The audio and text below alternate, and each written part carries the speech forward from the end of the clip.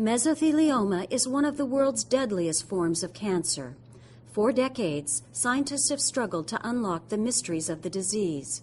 Recently, 2 milestone discoveries have been made that will forever change the face of patient diagnosis and treatment.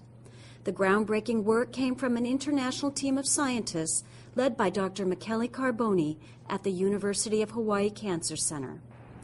As cars and trucks travel gravel roads in parts of the western United States, they stir up more than dirt.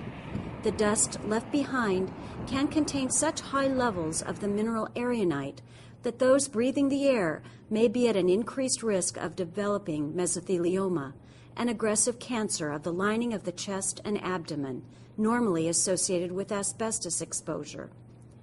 Through research funded by the National Cancer Institute, Dr. Carbone and colleagues have uncovered potential cancer risk in certain states from exposure to aragonite. The mineral is normally contained in rock, but when fibers become airborne, such as when rock is crushed for gravel, exposure over time can be deadly. The team first discovered aragonite's link to cancer in the Cappadocia region of Turkey, where half of all deaths in certain villages were due to the disease.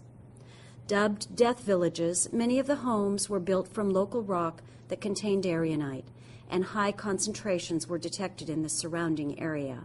The research that we are just about to publish in the proceeding of the National Academy of Science about our discovery of significant environmental exposure in large part of the United States to a mineral fiber called aragonite, that is a fiber similar to asbestos, but about 200 to 800 times more potent than asbestos, according to the International Agency of Research on Cancer.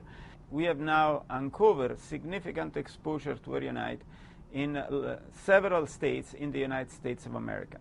Meanwhile, another important study was underway. The search for a genetic link to mesothelioma had eluded Dr. Carbone for more than a decade. Then persistence paid off. Dr. Carbone and colleagues discovered a mutation in the BAP1 gene that increases an individual's risk for mesothelioma, melanoma of the eye, and potentially other cancers. This is the first gene that proves the concepts that the genetic makeup of an individual influence how that individual will be susceptible to environmental carcinogens. It's very important, especially because it gives us a tool to identify among the many people who are exposed to asbestos or to aragonite, those who are at higher risk. There are an estimated 27 million people who have been exposed to asbestos in the United States. It's impossible to follow all of them up for early detection. Now since we found this gene, we can definitely screen those people who has been exposed to asbestos, and we know who might get higher risk of getting this disease. And what we can do is, after we find those individuals who has a mutation in this gene, we can track close, monitor them. 27 million people in the U.S. have been exposed to asbestos. It's still too early to know how many more may have been exposed to aragonite, but through the discovery of the BAP1 gene mutation and development of effective screening methods, countless lives may be saved through earlier detection.